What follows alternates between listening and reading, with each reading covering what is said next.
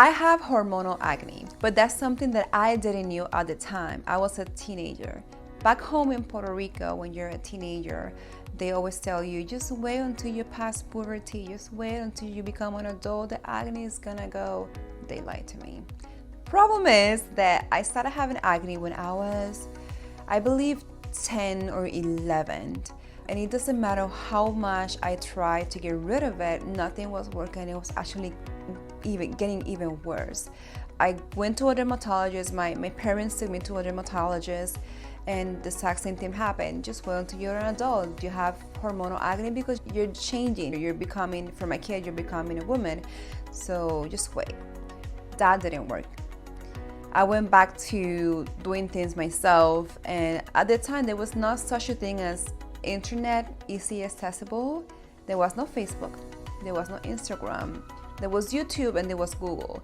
And you just Google how to get rid of acne. So why they tell you, put this oil on your face, wash your face, but don't do anything else. Don't moisturize your face because that's gonna make it worse. I tried all that and that didn't work. So I struggled my whole life until I came to the United States. When I came to the United States, I went to a dermatologist, and here, he was from Puerto Rico at the time, and he's the one that told me, you most likely have hormonal acne, you have to work on your hormones. I was 21 at that time, and I was in the middle from finishing school to coming here to specialize. It was a lot going on, but once we figured out that it was a hormonal thing more than anything else, I started working on my hormones. So when you have hormonal acne, there is a specific pattern that goes into your face. So your pimples and your cystic acne tends to be on the lower part of your face. So my testosterone level was way too high. And the only way to lower testosterone level is with a medication called spironolactone.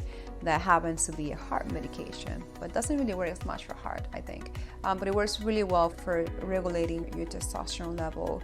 So I did that. I put myself on the medication. I prescribed it myself because the dermatologist was scared to put me on the spironolactone. So I was like, okay, I'll do it myself. And I did that. I prescribed it myself, and I take it myself, and I still take it.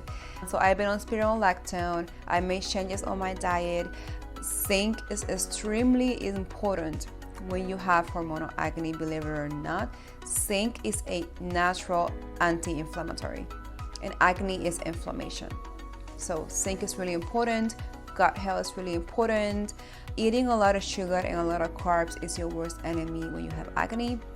I learned my lesson. So I take probiotics. I try to stay away from carbs and sugar as much as I can, but I'm human, I understand. But if I eat a chocolate, I'm gonna pay for it the next day. So now I know how my body works. It's not easy, it's really not, but it's doable. And I know how difficult it is to be struggling with this because I was there.